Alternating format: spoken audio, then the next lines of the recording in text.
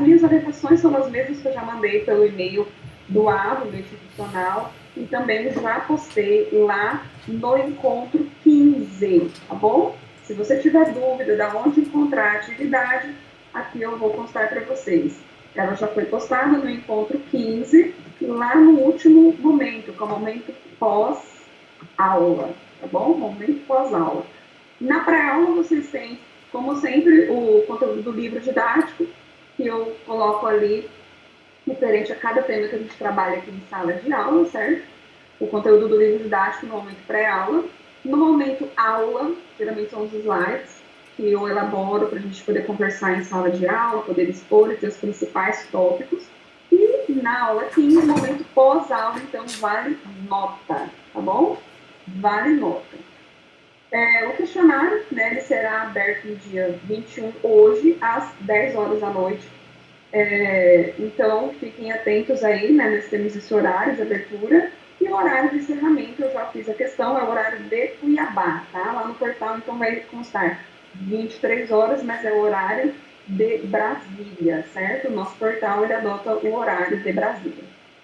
Então, vocês terão entre 21 e 23 para poder ir as atividades para mim. Gente, são 10 questões objetivas. Então, vocês vão fazer de forma bem rápida, assim, eu presumo, você não vai levar 1 dia, 2 dias para fazer. Tudo bem que você pode levar algumas horas, mas a minha percepção, nem 1 hora você vai fazer, porque são bem fáceis. A somatória das questões, então, equivale a 1.500 pontos, certo? 1.500 pontos. Ou seja, cada questão tem um peso de 150 pontos. Errou uma questão, é menos 150 pontos, no total de 1.500. Se tiverem dúvidas, está aqui, eu coloquei para vocês o meu e-mail, todos já têm conhecimento. Gente, se vocês puderem, aqui tem alguns, deixa eu ver aqui.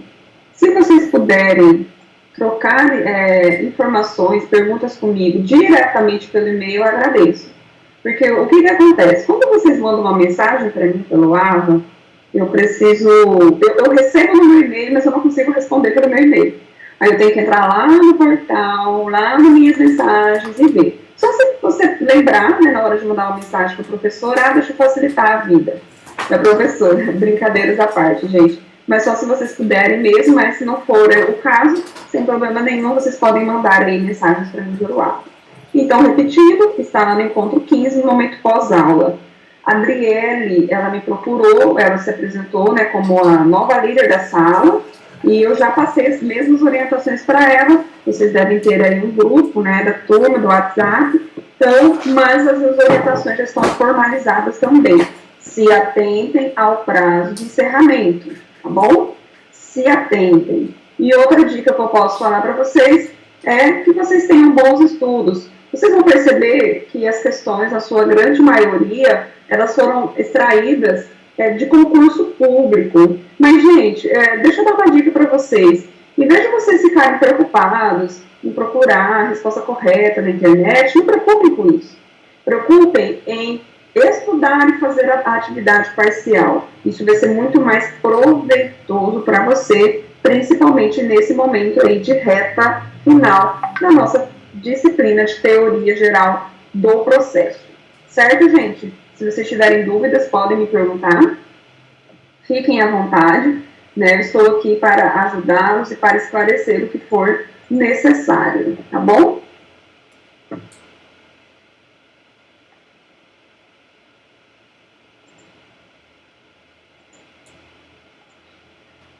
Então, vamos começar a nossa aula de hoje, né? Na aula passada, nós pudemos conversar sobre o litisconsórcio.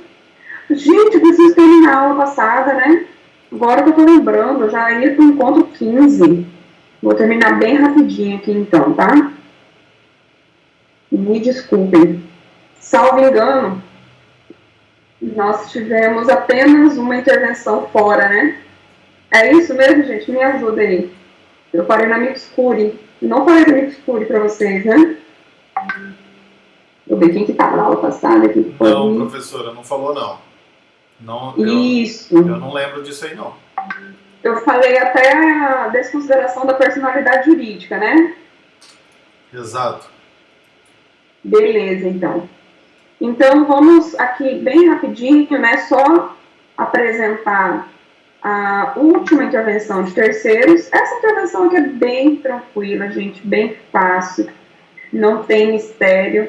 E vocês vão observar que é uma intervenção, assim, bem diferentona das outras que a gente conversou até agora, tá? O que é o amigo escuro? É uma figura nova que foi aí autorizada pelo Código de Processo Civil de 2015 como uma modalidade de intervenção de terceiros. Se nós formos interpretar essa expressão em latim, ela significa exatamente amigo da corte, certo? Amicus é amigo e curia é corte. Então, o conceito legal dessa intervenção é que é nada mais que um terceiro que pode, de forma provocada, ou seja, um juízo, que é o responsável pelo julgamento daquele processo, provoca a manifestação desse amicus curiae, ou então uma modalidade voluntária, certo? Pode ser tanto de ofício como voluntariamente. Esse sujeito pode requerer a sua admissão como amicus curiae. Aqui, então, trata-se de um terceiro, se você puder, destaque isso aí, né, no seu material, é um terceiro especialista. O que significa dizer? Alguém que tem o domínio sobre a matéria controvertida nos autos. E ele vai entrar para quê? Ele vai estar do lado A ou do lado B? Não. Ele vai estar lá para auxiliar o juiz nasquelas causas de maior relevância social. Certo? Olha aqui, ó, repercussão social. Então, aqui, pessoal, admite o amicus curiae quando eu tenho uma matéria que ela vai ter reflexos diretos na sociedade. E pode ser uma pessoa jurídica, uma pessoa natural, que é uma pessoa física, ou então pode também ser um ente despersonalizado, certo? Então, nós temos a presença do amicus curiae em demandas que exigem, obviamente, essa necessidade de intervenção. Continuando aqui, nós temos também o cabimento, né? Quando que vai caber, né, um amicus curiae? Admite-se a manifestação de pessoa ou entidade para colaborar com a compreensão de uma lide.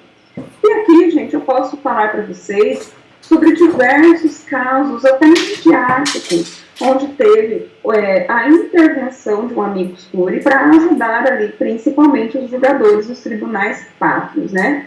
Por exemplo, nós tivemos uma discussão que não é tão longínqua sobre o aborto dos fetos anencefálicos. E nós tivemos justamente ali como amicus curiae, um exemplo, a Igreja Católica, que ela defende aí que não deve ocorrer a prática abortiva, mesmo que seja aí dos fetos anencefálicos. Mas, continuando aqui, né? Deve ser considerado, então, o amicus curiae, a sua admissão, quando tem uma relevância da matéria, quando tem uma especificidade do tema, ou uma repercussão social da controvérsia. Então, eu tenho aqui a necessidade de preencher um desses requisitos, ou a matéria é extremamente relevante, ou então a especificidade do tema, ou então a repercussão social da controvérsia, como o exemplo que eu acabei de falar com vocês, que nós temos uma relevante discussão, né? O amicus curiae, ele não pode, diferente, muitas vezes, das outras intervenções de terceiros que nós já estudamos, ele não pode interpor recursos, à exceção dos embargos de declaração. Então, num questionamento, né, que vocês vierem a ter em relação ao amicus curiae, é correto afirmar que ele não tem legitimidade recursal, salvo para realmente apresentar embargos de declaração. O que seria essa modalidade de embargos de declaração? É um recurso para esclarecer uma decisão judicial. Ponto. Então, por que o amicus curiae muitas vezes pode, então, entrar com esses embargos para esclarecer, né, corrigir omissões e afins? Porque ele é interessado, muitas vezes, no melhor esclarecimento acerca da decisão daquela matéria que ele tem especialidade ou que ele tem afinidade.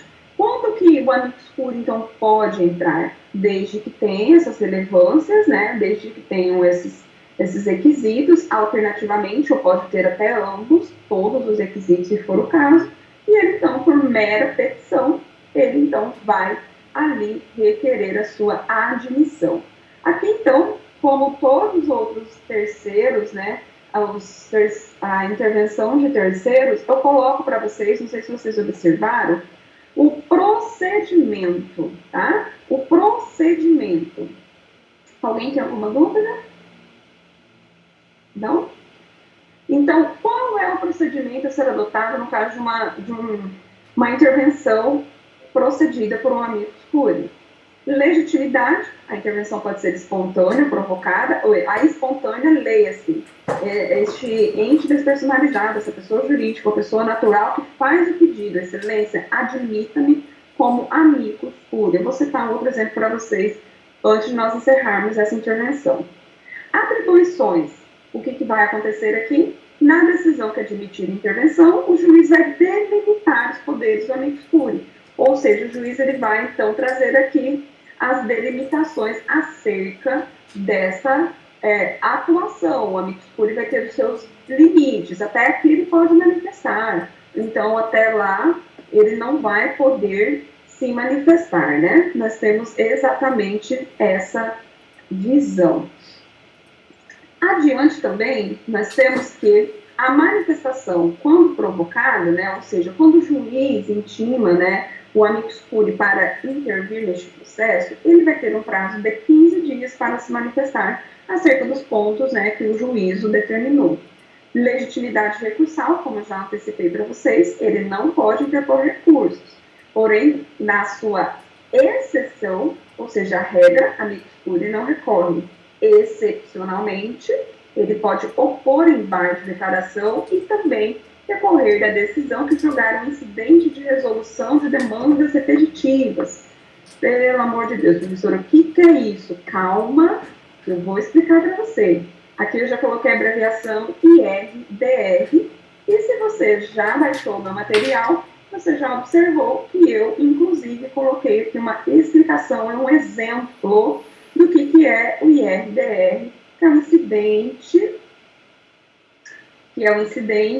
de resolução de demandas repetitivas. Temos essa previsão. Tá? Antes de eu falar para vocês o que está aqui, só para vocês entenderem. Vocês já devem ter ouvido falar em algum momento desse incidente, mas agora, como vocês são estudantes de direito, né, vai ficar um pouco mais claro.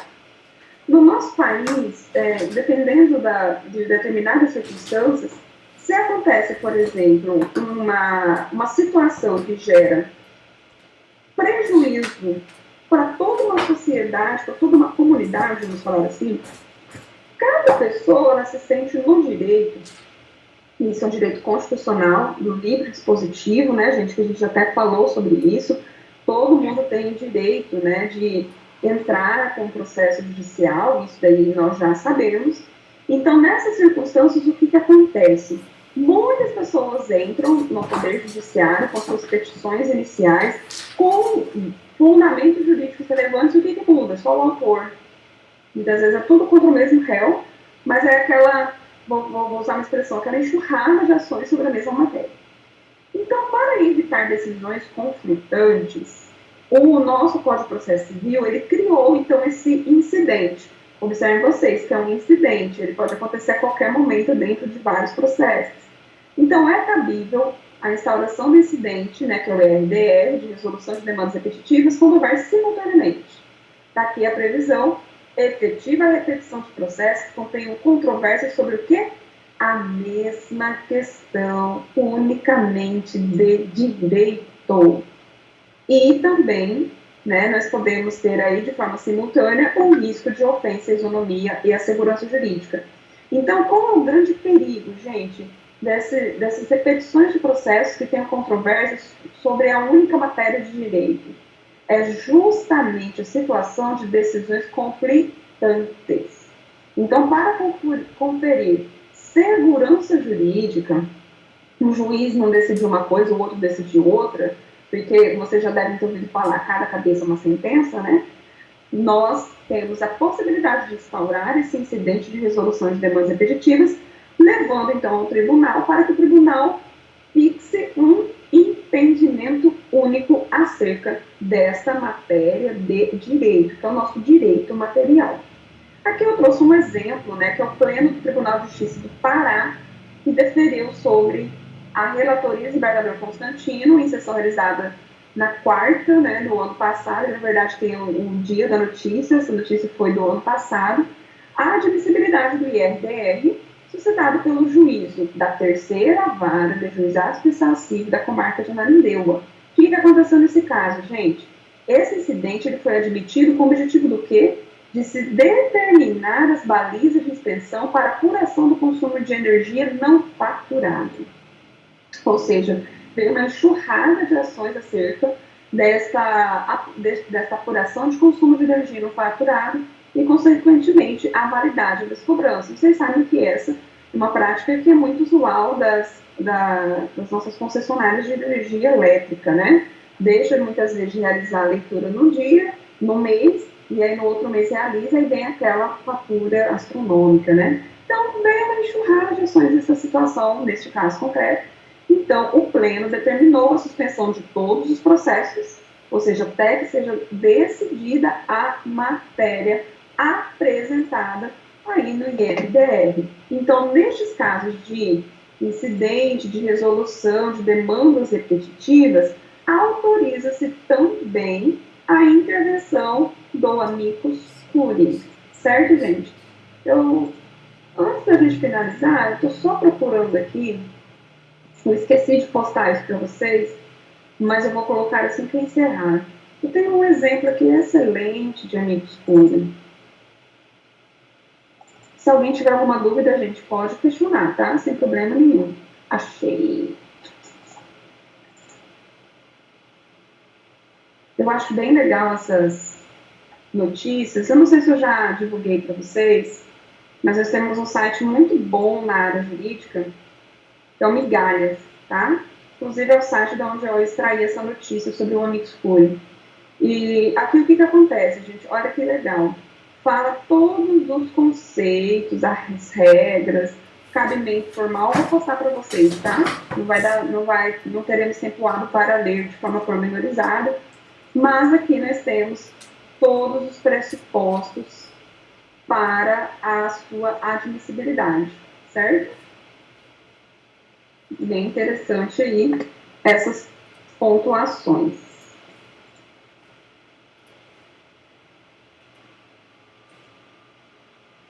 Achei também que uma outra notícia que vou postar para vocês.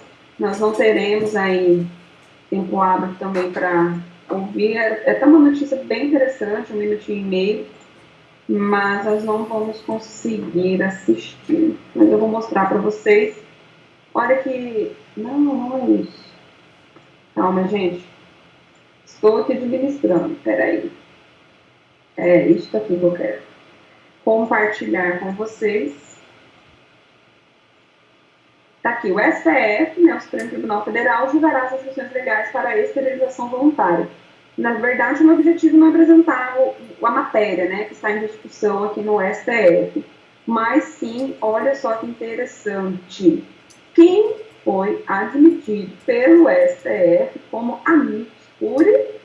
O Centro Acadêmico do curso de Direito de Brasília foi admitido na ação proposta por um Partido Socialista, gente, PSB, eu não sei aí o significado dessa sigla completa, e busca, então, a declaração da inconstitucionalidade do inciso 1 e do parágrafo 5º do artigo 10 da lei que fala exatamente sobre a esterilização voluntária. Só para vocês entenderem, essa lei ela foi aprovada durante o governo FHC, e o artigo 10, que é o objeto, né, dessa ação direta de inconstitucionalidade, ação de declaração, né, de inconstitucionalidade, que seria a mesma coisa, onde prevê a esterilização voluntária atendida a alguns requisitos. Olha quais são os requisitos previstos na lei federal. A idade mínima de 25 anos, 2 filhos vivos, e prazo de 60 dias entre a manifestação da vontade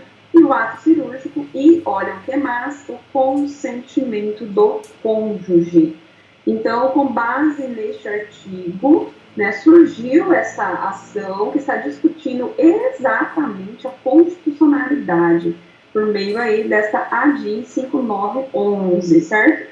E quem foi admitido como amicus curiae, que é exatamente aí o objeto da nossa aula agora, né, da nossa intervenção de terceiros, o Centro Acadêmico de Direito da Universidade de Brasília. As promotoras legais populares, ou seja, né, outro amicus curiae, mulherada aí, né, gente, toda atuando. E a pesquisadora internacional Julie Taft, que é enfermeira, por isso que a nossa legislação afirma, né, que são pessoas que têm conhecimento da matéria e que vai, então, trazer aí um raciocínio mais aprofundado para este ministro aí, ó, ministro Celso de Mello, decidir sobre a constitucionalidade ou não desta lei e desse dispositivo. Vou postar para vocês também, né, gente? Por óbvio que eu não poderia deixar de comentar, eu concordo, super concordo que devemos ter aí, obviamente, né, uma declaração de inconstitucionalidade desta lei, porque você precisar, né, de todos os requisitos para realizar um ato de disposição, né, do seu direito de ter filhos. Eu entendo que o direito de ter filhos é um direito disponível, né? Você tem o direito já de se submeter à esterilização voluntária ou não. Porém, não é discussão da minha aula de hoje, né? Acredito eu que é só para vocês poderem entender que nós temos essas situações bem reais, onde o amicus curiae, ele vai ser admitido aí a sua intervenção, certo? Alguma dúvida, gente, sobre o amicus curiae? As possibilidades que ele pode intervir? Vocês viram que são conceitos genéricos, devem ter relevância da matéria. Alguma pergunta, alguma situação? Posso continuar?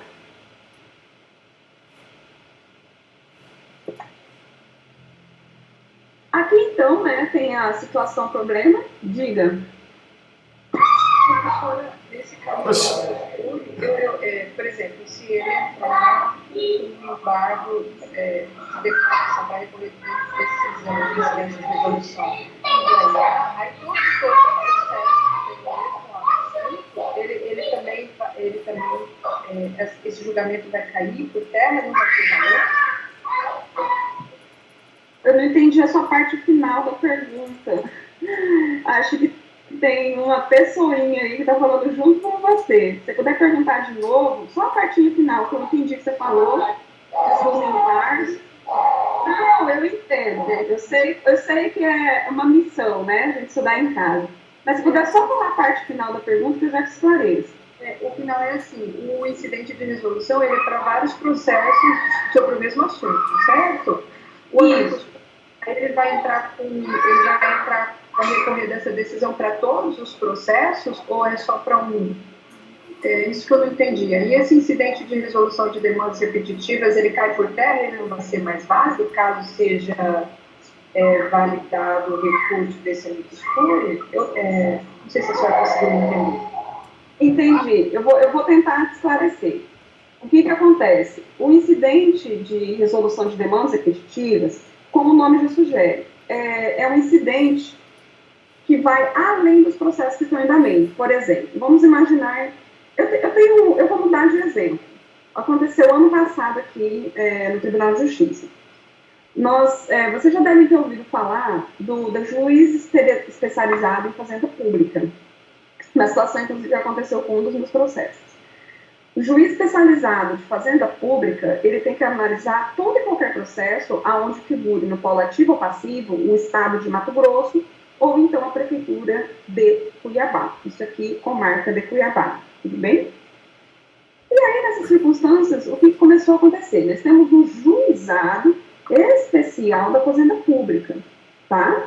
Que dá mesmo o raciocínio do juizado especial civil, que autoriza demandas de até 40 salários mínimos serem ajuizados lá, no juizado especial da fazenda pública, autoriza-se até demandas de 60 salários mínimos. Ou seja, tem um valor da causa que vai determinar se a minha ação vai para a fazenda pública ou se a minha ação vai para o juizado especial da fazenda pública.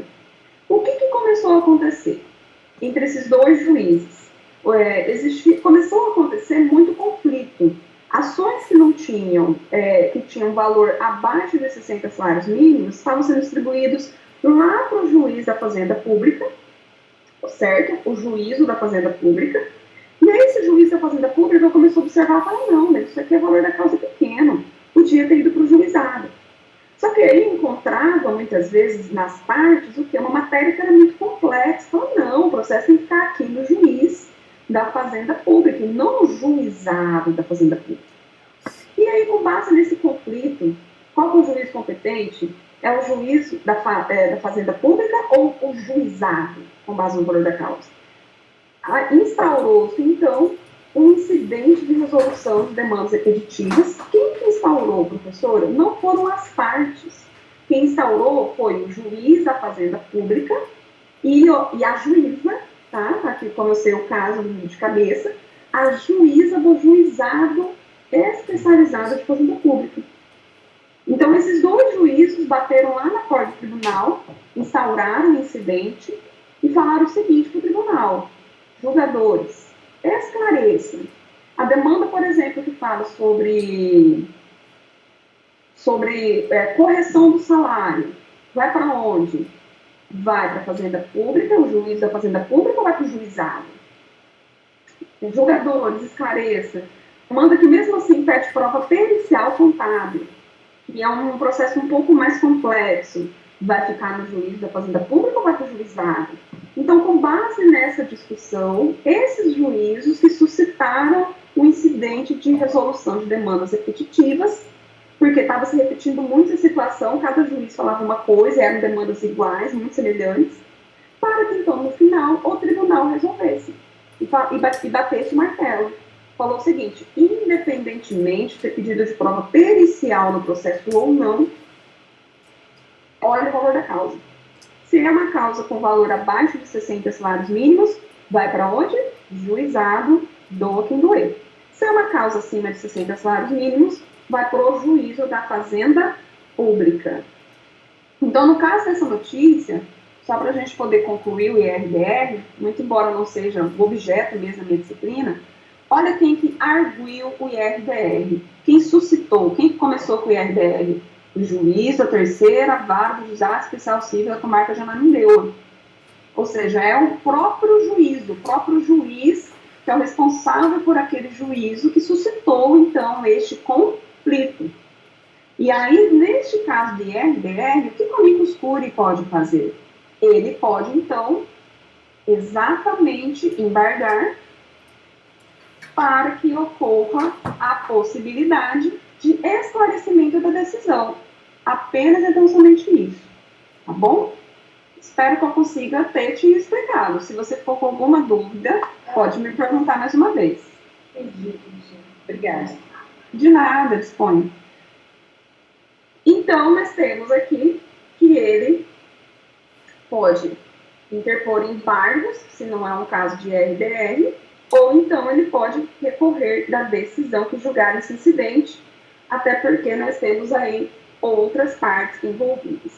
João foi acionado em ação de uma ação de cobrança, tendo em vista que ele era fiador da amiga de Joana, decorrente de um empréstimo. Contudo, João verificou na petição inicial que Joana não constava como réu no processo.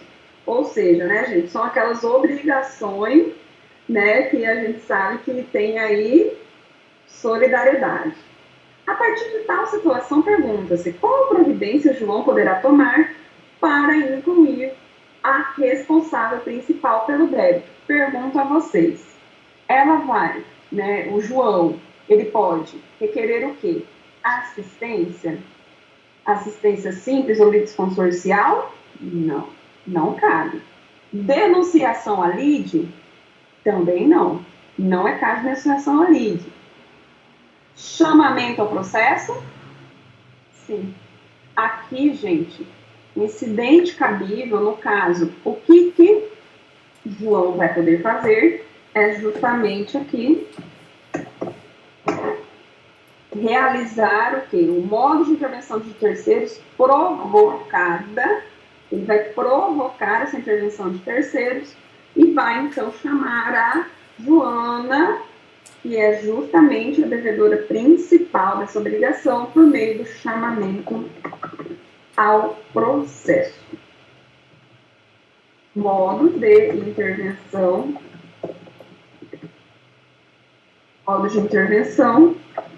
de terceiros provocada. Provocada, obviamente, aqui pelo réu, pelo polo passivo. Certinho, gente? Aqui nós temos outras questões objetivas, mas eu vou deixar por enquanto o stand-by, tá? Assim que a gente ter o tempo hábil, eu resolvo com vocês, que aí a gente já vai, então, dar início ao nosso encontro 15. Mais alguma dúvida que eu possa ajudar vocês? Todos estão aí, acordados? Mas vocês sabem que eu descobri essa semana uma funcionalidade aqui no Microsoft Teams, que é o levantar a mão. Ó, dá para todo mundo levantar a mãozinha aí e eu ver se vocês estão vivos. Levanta a mão aí, gente, quem está me ouvindo, como se fosse aí realmente um presencial, ó. Muito bem, galera está conectada. Tá faltando gente levantar a mão, que eu não vi. Tô aqui de olho. Cadê? Vamos junto aí, professor. Gente, tem um monte de gente que querendo entrar. Ah, não, isso mesmo, é as mãozinhas aqui, ó. Parabéns, gente, vocês são top, feras. Pode ter certeza. Diga. Eu não achei, porque eu tenho 60 anos, eu não tenho assim, entendeu? Oh, mas é bom que o senhor abriu o microfone e falou, tô aqui, tô vivo. O senhor está pelo celular ou pelo computador? O senhor está no céu, meu nome é Crispim, eu sou 10, eu me chamo de senhor e da moça. Eu estou no computador. Então, tá bom. Você, pelo celular. Eu acredito que eu não sei a funcionalidade do celular. Porque como eu uso aqui pelo computador eu consigo ver bem na tardinha embaixo a mãozinha, assim, ó. Pelo celular não tem, não. Eu estou no computador, mas o meu sistema é Mac. Entendi. Então, pode ser, mas que bom, todos estão atentos. Gente, hoje nós teremos uma aula que já vamos aprofundar um pouco mais a situação do processo, tá? Só para a gente se organizar, eu não sei se vocês vão saber me informar o que eu vou questionar. Vocês têm alguma disciplina que é 100% online, que não tem professor, que é 100% online? Temos. Sim, tem. Quarta-feira, EDI. Quarta e quinta? Só na quarta. Qual que é a disciplina? A disciplina é EDI. Eu esqueci agora. EDI é abreviação. É digital, alguma coisa. Se der alguns colegas me ajudar. ED, Cultura Digital. Isso. Mas vocês, então, têm essa disciplina, têm essa atividade, já está aparecendo as notas para vocês. Ela Então, fica aqui na grade. Oi? Ela fica aqui na grade, junto com as demais disciplinas. Tá. Então, provavelmente, vocês terão uma prova dessa disciplina, e essa prova vai ser realizada, acredito eu, entre a primeira e a segunda semana de junho, tá? Eu estou questionando isso porque, a depender da quantidade de disciplinas interativas, e como vocês têm apenas uma, eu acredito que a gente, então, vai ter, além de hoje, mais 2 encontros antes da nossa prova oficial, tá bom? Teremos ainda mais 2 encontros antes da nossa prova oficial. O que me deixa aí um pouco mais tranquila, porque acredito eu que eu vou conseguir trabalhar aí a grande maioria dos conteúdos com vocês, tá? Mas, só para entender mesmo como que estava aí essa organização do calendário de vocês de provas, que ainda vai ser divulgado, né? A gente ainda não tem a informação do calendário, até porque até o momento, né, gente, a data, né, programada pela instituição para o nosso retorno é dia 1º de junho. Apesar que, como eu já abri meu coração para vocês na aula passada, eu estou duvidando. Eu acredito que a gente vai finalizar o semestre aí na modalidade das aulas remotas, e a aplicação da prova também vai ser novamente aí pela internet, tá bom? Então, é só essa questão mesmo que eu queria esclarecer com vocês. Vamos que vamos. Hoje nós vamos falar, então, sobre os atos processuais. E nós vamos falar sobre 3 grupos de atos processuais. Os atos processuais das partes, os atos processuais do juiz e os atos processuais dos auxiliares do juiz. Repetindo, vamos falar de 3 grupos de atos. Atos das partes, atos do juiz e atos dos auxiliares do juiz. Mas antes da gente começar, né, eu gostaria aqui de falar para vocês que o ato processual é uma espécie do ato jurídico, que é gênero. Vocês lá na frente vão ter uma disciplina de Direito Civil 2, que fala sobre atos e fatos jurídicos. Então, no que se refere aos atos e fatos jurídicos, vocês vão ter um entendimento dentro do direito material. Mas eu já vou antecipar para vocês. O ato jurídico é um comportamento humano volitivo que tem por fim imediato criar, modificar, conservar, transmitir ou extinguir direitos.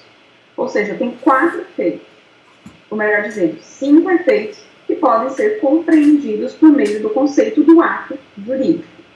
Agora, no que tange a espécie ato processual, nós temos que é um comportamento humano que tem por objetivo instaurar, desenvolver, modificar ou instituir uma relação jurídica. A gente vai estudar cada um desses atos.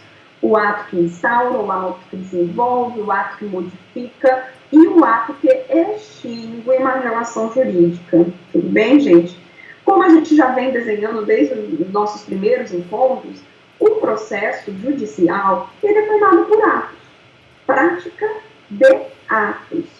É como se fosse o ritmo do processo. Para onde que eu vou? Agora você vai colocar o pé aqui. Agora você vai falar isso. Agora você vai se manifestar em relação àquilo. Agora é a vez do juiz. Agora é a vez das partes. Agora é a vez dos auxiliares do juiz.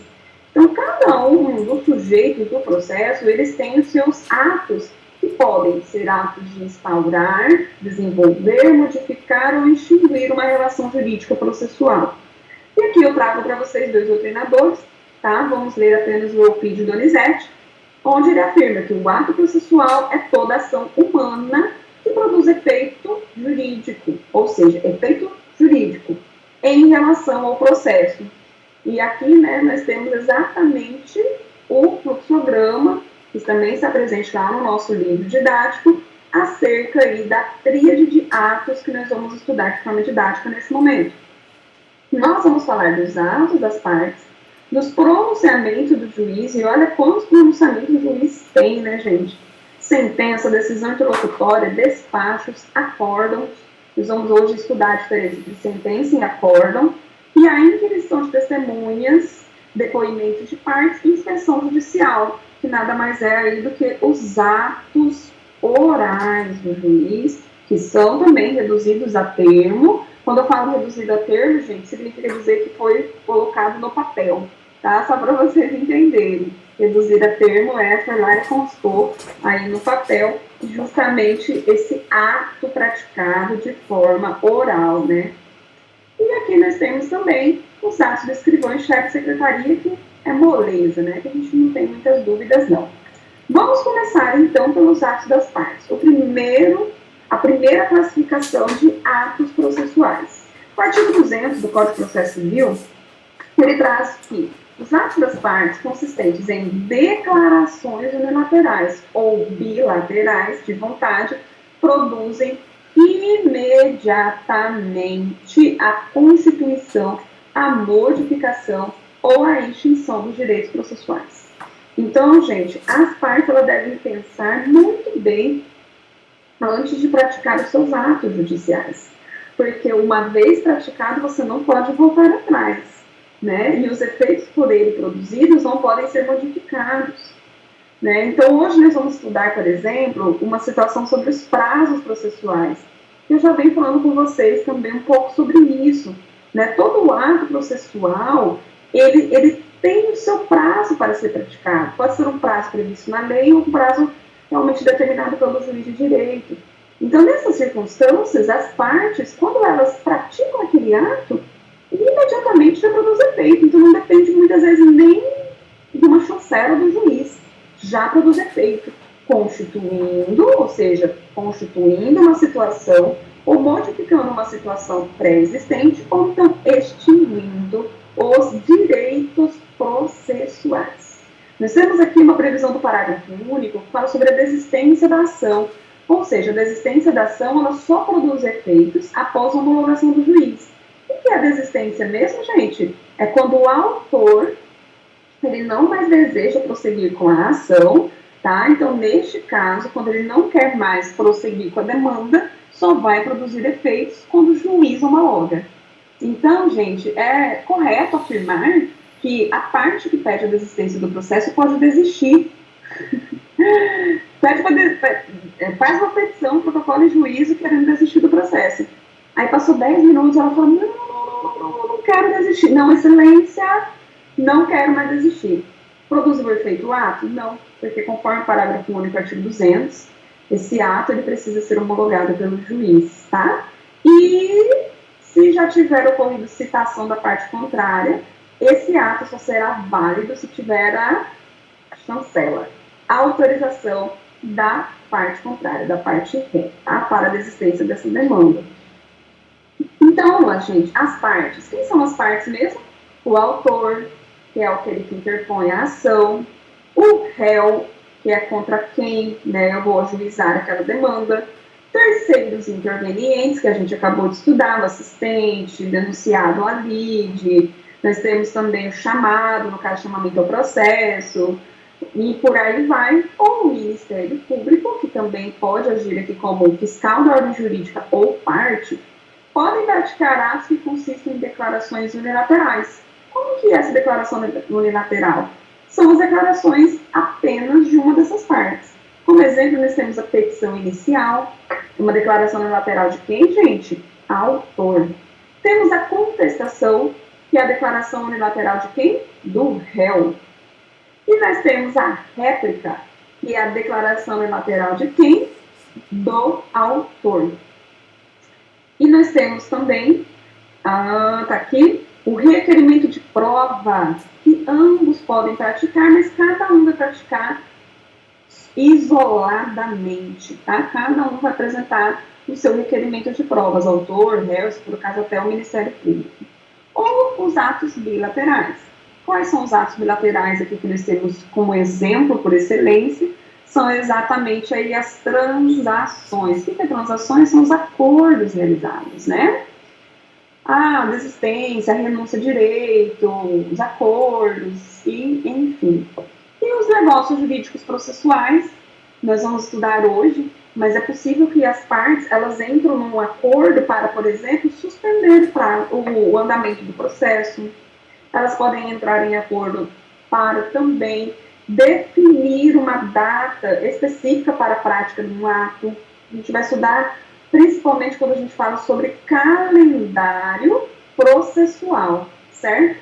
Quando a gente entrar na matéria de calendário processual, que vai ser no segundo horário, aí nós vamos, então, conversar sobre isso no que tange ao negócio jurídico processual. Então, em regra, os atos processuais produzem efeitos imediatos, salvo o parágrafo único, que é a desistência. Aqui, como eu já falei para vocês, né, nessa excepcional hipótese, a homologação para ter eficácia, passa a ter eficácia, então, ex nunc. Gente, o que é ex nunc mesmo? Alguém sabe aí? Alguém já estudou ex nunc? É aquele efeito que não retroage. Exatamente, produz efeitos daqui para frente. Ato foi praticado aqui, então o que vai acontecer? Os seus efeitos serão produzidos somente daqui para frente, tá bom? No caso dele, o contrário é o ex nunc, que retroage. Então, nessa excepcional hipótese, gente, a homologação passa a ter eficácia ex nunc. No caso de qual excepcional hipótese que nós estamos falando? Desistência da ação. De forma a se considerar, então, a ação é extinta por desistência somente a partir da sentença homologatória. Então, enquanto não tem uma sentença que homologa o meu pedido de desistência, a ação ainda não foi extinta. Por quê? Só vai produzir efeitos o ato de desistência nunca, daqui para frente, tá, gente? Esse aqui é um método que a gente nunca esquece. Não sei se eu já falei isso para vocês, ou qualquer outro professor deve ter falado, tá? E o ex-nunc é aquele que é a testa, né? Se a gente dá um pedal robinho aqui, a gente já para trás. Então, no caso excepcional da desistência, o efeito é ex-nunc não retroage. É da data da sentença de homologação do pedido da desistência. Aqui também nós temos outros artigos acerca dos atos das partes, artigo 201, 202. Bem rapidinho, gente, aqui não tem nem necessidade de maiores delongas. As partes poderão exigir recibos de petição, razoados, papéis, documentos. Gente, isso aqui é uma situação bem mais aplicável no processo físico. Eu não sei, acredito eu aqui que algum colega já deve ter ouvido falar, né? Quando a gente fazia protocolo de processo físico, a gente ia com 2 cópias da petição lá no fórum. Uma cópia, ou melhor dizendo, 2 vias da petição. Uma via encartava no processo e a outra via retornava para a gente com uma chancela, né? Que é um método mecânico, antigamente era carimbo, hoje é um método mecânico, onde você vai ver do ladinho da petição ali a data, o horário do protocolo e um código do tribunal. Tá? Hoje a gente tem ainda esses recibos de petições, hoje são todos gerados aí pelo sistema PJE, e quando não gera, é só você entrar lá no processo que você vai verificar que está lá a sua petição e está tudo resolvido. O artigo 202 diz que é vedado lançar nos autos cotas marginais. Aqui, gente, eu costumo dizer o seguinte, também se aplica apenas e somente ao processo físico, tá? Só processo físico, que é aqueles escritos no processo. E aqui eu vou bem rapidinho contar para vocês. Eu lembro quando eu comecei meu estágio, né? Eu estava no 5º semestre. Quinto semestre do curso de Direito. E aí, quando eu ia pegar o processo, foi uma das coisas que eu aprendi que mais me gravaram no estágio. Não pode riscar o processo. Se riscar o processo, é demitida. Brincadeiras à parte, eu tinha uma chefa, vamos dizer assim, né, que ela era sempre muito engraçada, mas eu tinha o maior medo, eu olhava o processo, assim, e se eu fizesse alguma anotação, era bem pequenininho de lápis, para poder apagar antes de devolver no fórum, porque, gente, é verdade, você não pode ficar, né, riscando o processo, vai lá e devolve para o juiz, né. Tanto é que vocês podem observar, quem for começar estágio, já trabalha no escritório, alguma coisa nesse sentido, as anotações de juízes e promotores de justiça sempre feitas em papeizinhos assim, né, aqueles post-it que a gente pode pegar e tirar e não vai riscar o processo, beleza? Então as partes não podem riscar. Atos do juiz, agora o segundo grupo de atos processuais, nós temos aqui, gente, uma regra geral, os pronunciamentos do juiz se consistirão basicamente em 3 atos. Tá? Nós vamos estudar os outros 2 que eu falei lá no nosso esqueminha, mas a priori a nossa legislação apresenta aqui sentença, decisão interlocutória e despacho, certo? Aí, como a gente já antecipou, além desses atos, também nós temos que o juiz vai conduzir a audiência, vai conduzir a colheita de provas, o interrogatório das partes, tentativa de conciliação e extensão judicial. Vamos estudar o primeiro ato aqui que o artigo 203 nos apresenta, que é a sentença. O que é sentença, gente? A sentença é um pronunciamento por meio do qual o juiz, com fundamento nos artigos 485 e 487, olha só o princípio que nós já estudamos. Põe fim à fase cognitiva do procedimento comum, bem como ele vai encerrar a execução, se é um caso de processo de execução. O que significa dizer aqui, gente? Ele vai satisfazer o direito, como se ele desse o ponto final.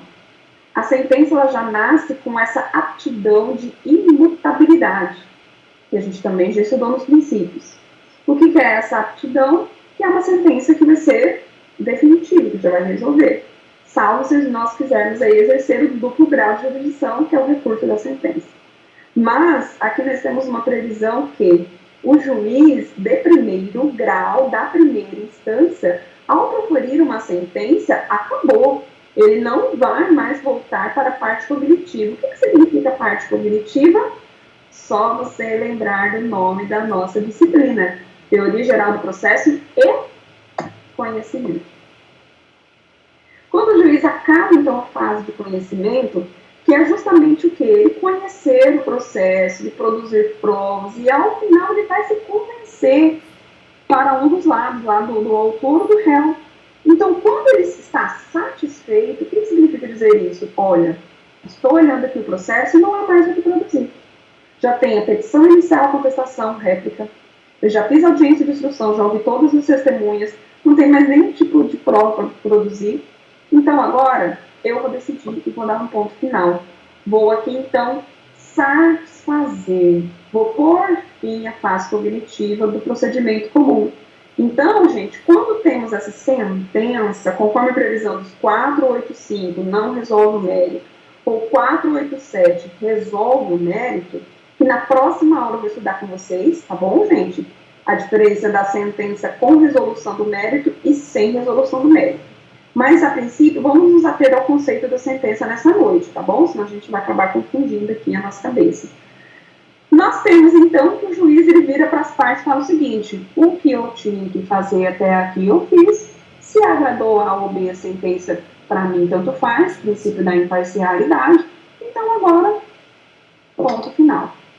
Professora, mas eu não vou poder mais perguntar mais nada para o juiz, só se for para sanar qualquer contradição, omissão, ou então obscuridade, ou erro material da decisão. Eu vou entrar com um embargo de terceiro. Eu vou pedir para que o juiz esclareça a própria sentença dele. Mas se eu quiser mudar, eu não gostei do raciocínio do juiz, o entendimento do juiz está totalmente errado, desfavorável contra mim, entra com um recurso de apelação. Porque a sentença aqui, ela vai ter a natureza de encerrar a fase do procedimento comum e o juiz não vai ter mais o que fazer. Certo, gente? Segundo ato do juiz, decisão interlocutória. Parágrafo 2º do mesmo artigo diz que decisão interlocutória, eu acho até engraçado, sabe, esse conceito.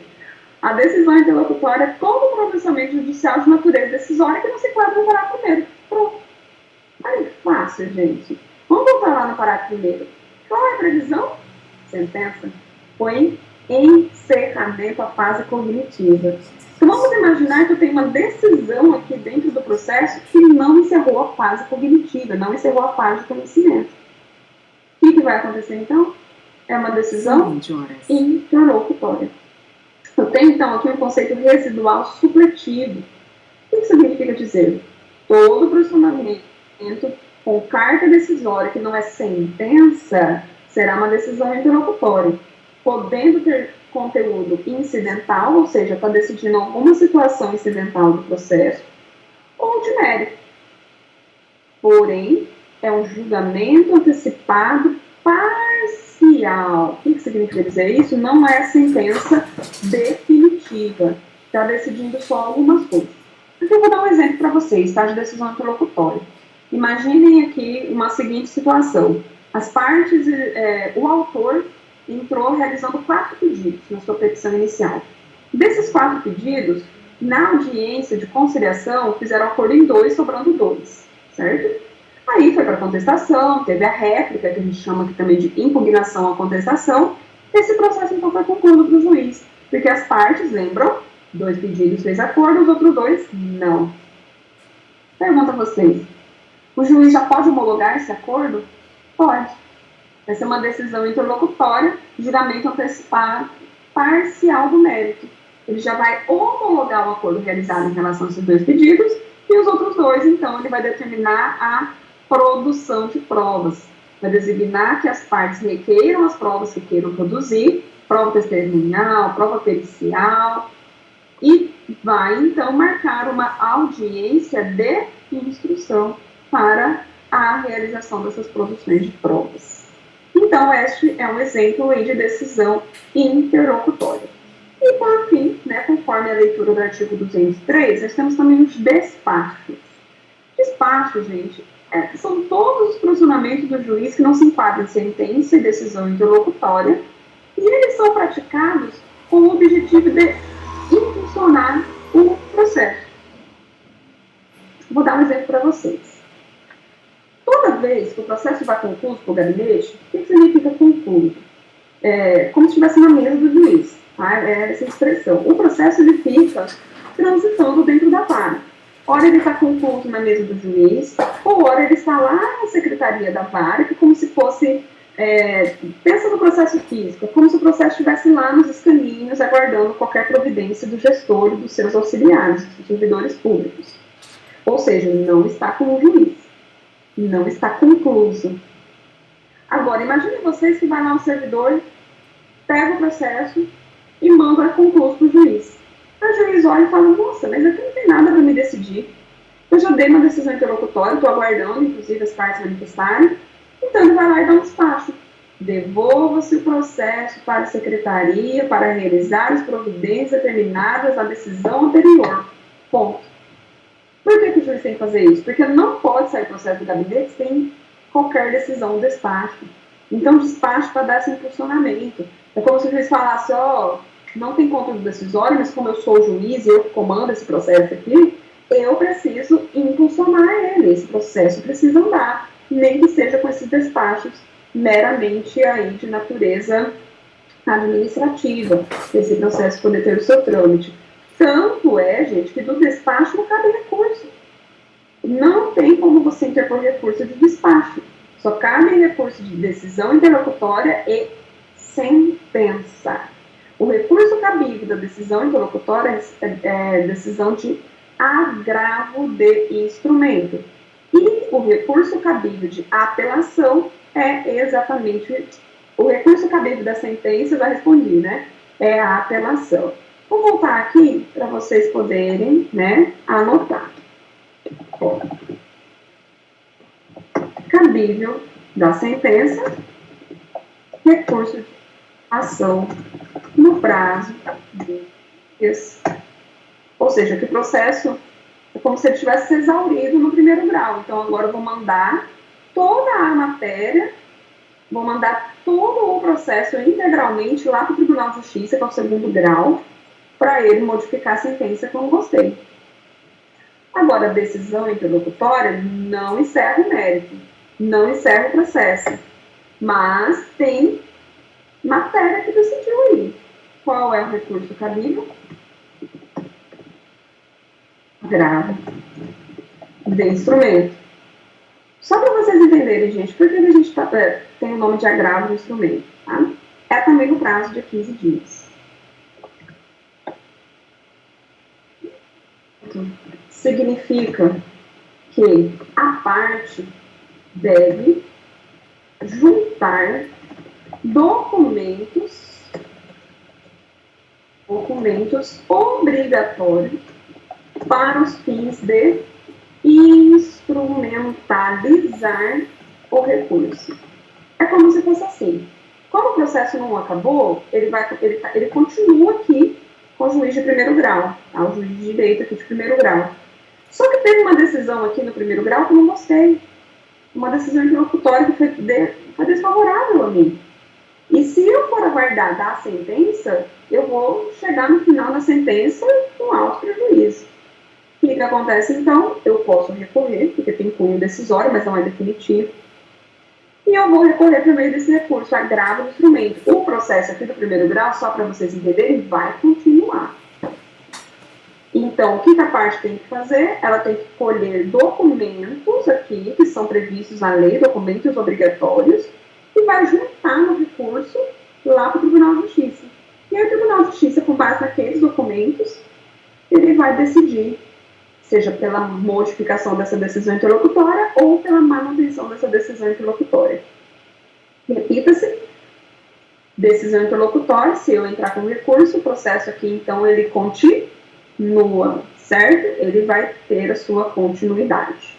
Despacho, como diz o artigo 1001, não cabe nem recurso de apelação e, quiçá, recurso de agravo de instrumento. Então, não é cabível nenhum recurso. Aqui nós temos ainda alguns exemplos de despacho, Marcos Vinícius Rios Gonçalves, outro doutrinador, diz que se o juiz abre vista a elas, se dá ciência de um documento juntado aos autos, a elas tem as partes, se determina o cumprimento do acordo, se concede prazo para que as partes indiquem quais provas, tudo isso é despacho, tá? Para conferir, então, o impulsionamento ao processo. Certo, gente? Nós temos aqui também outros atos, como a gente já falou, os atos meramente ordinatórios, como a juntada, a vista obrigatória, independe do despacho, devendo ser praticados de ofício pelos servidores e revistos pelo juiz quando necessário. E o 204 fala do acórdão. O que é o acórdão, gente? É o julgamento colegiado proferido pelos tribunais, né? E quem são os agentes aqui? São juízes que recebem os nomes de desembargadores, e se for nos tribunais pátrios, eles recebem os nomes de ministros. A gente já estudou, né? A organização judiciária nas aulas passadas. Então, sempre que o pronunciamento decisório for tomado em colegiado, que significa colegiado em mais de um julgador, e pode receber o nome também de turma, câmara, sessão, órgão especial, plenário, dentre outros. Qualquer um dos tribunais que, então, tomarem as decisões de maneira colegiada, teremos, então, que não é o nome de sentença. Sentença de juiz de primeiro grau. Decisão de segundo grau, uma decisão colegiada, que tem no mínimo três juízes que recebem nome ou de desembargadores ou de ministros decidindo sobre aquilo. Por isso que recebe o nome de acórdão. O que significa acórdão? É de acordar mesmo. Não é acordar do sono que você e acorda, né? Não é isso.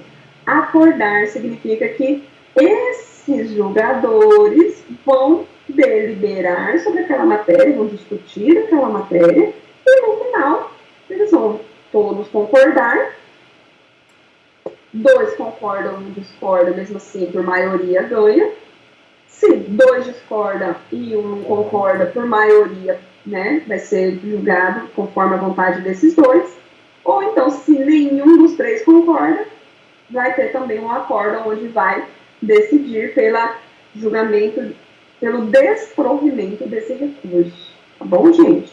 Então, só para vocês entenderem, é como se fosse semelhante a uma sentença, o acórdão, né?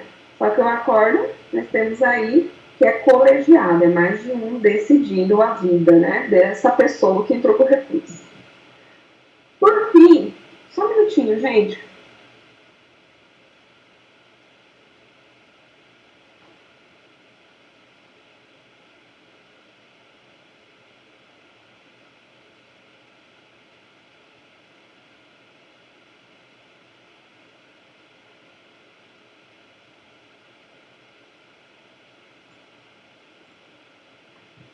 Por fim, nós temos aqui os atos do escrivão ou do chefe de secretaria. Bem rapidinho aqui, resumidamente, nós temos a previsão dos artigos 206 e 211 do Código de Processo Civil. Estes atos serão autuação de petição inicial. O que significa autuar, gente? Ai, que pena que a gente não está no presencial, né? Mas eu queria ter o processo físico para mostrar para vocês. Mas autuar é como se fosse pegar a capinha do processo, aí coloca o número do processo, o nome das partes, coloca a data do início da distribuição desse processo, vai colocar a vara na capinha desse processo, tá?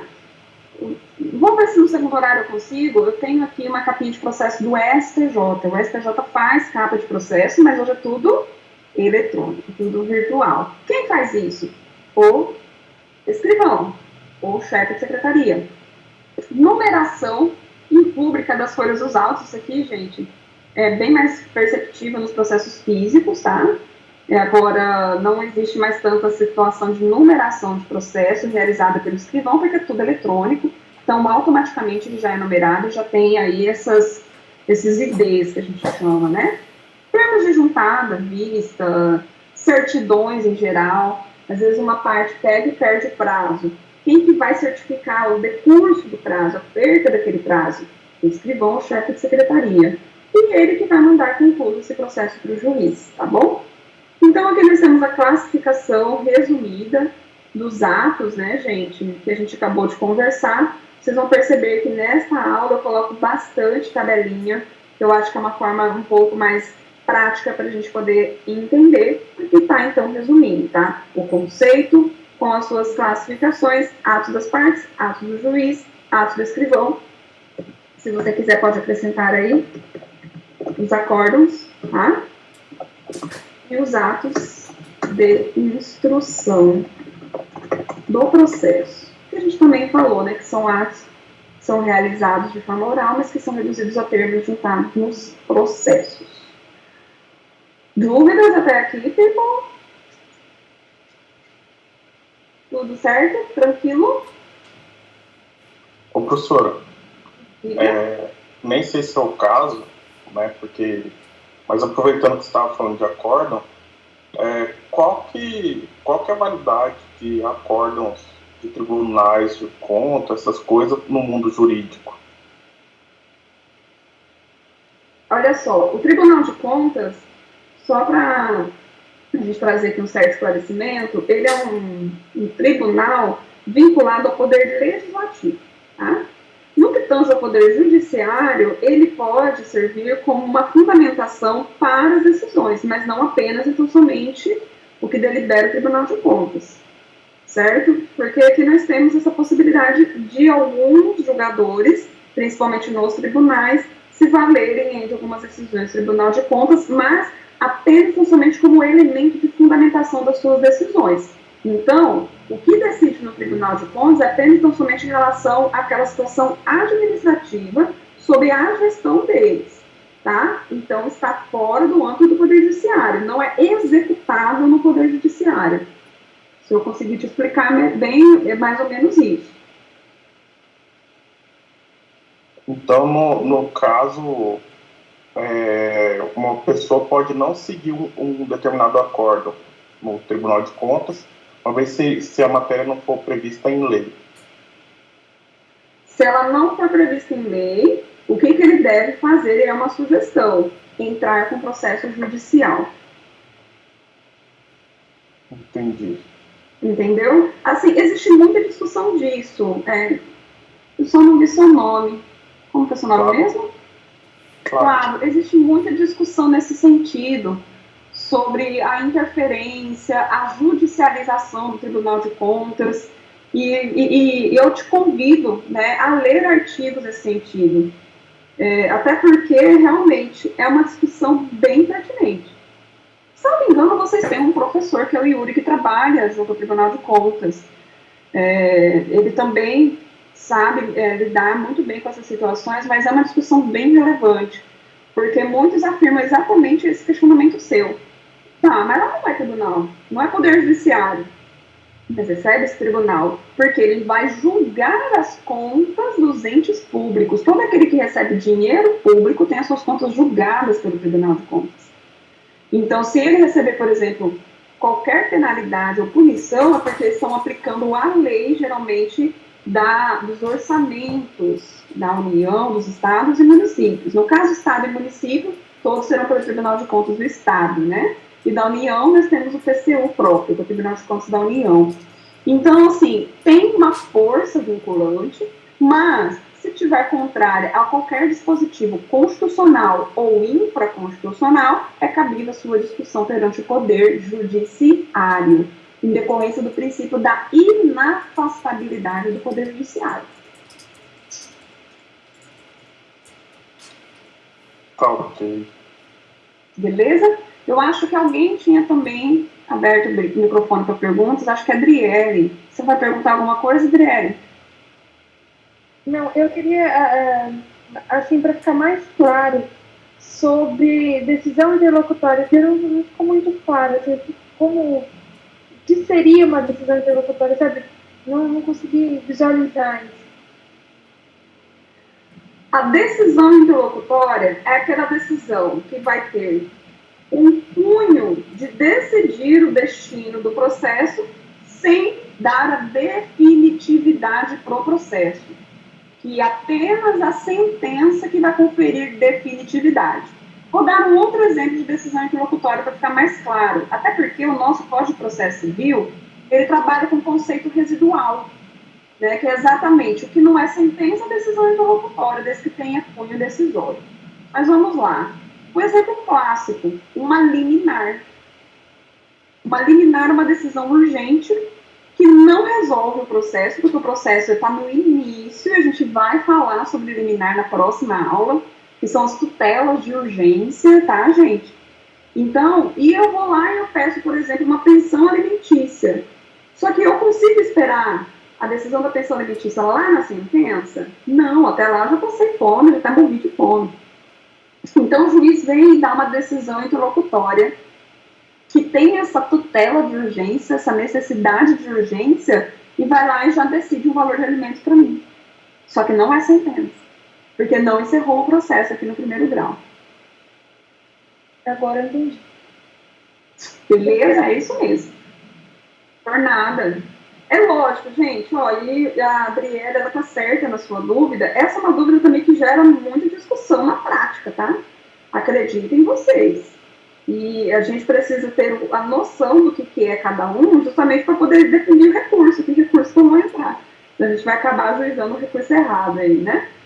Gente, vamos dar um pequeno intervalo, tá? Vamos dar uma respirada aí, tomar um café. Eu gosto dessa turma porque acho que foi aqui que eu vi, vocês falaram que já tem uma garrafa de café que fica do lado aí da aula de TGT, né? Então, vamos voltar aí no segundo horário para falar sobre a forma dos atos processuais. E agora são 8h19, vamos voltar aí daqui uns 20 minutinhos, pode ser? Daqui uns 20 minutinhos,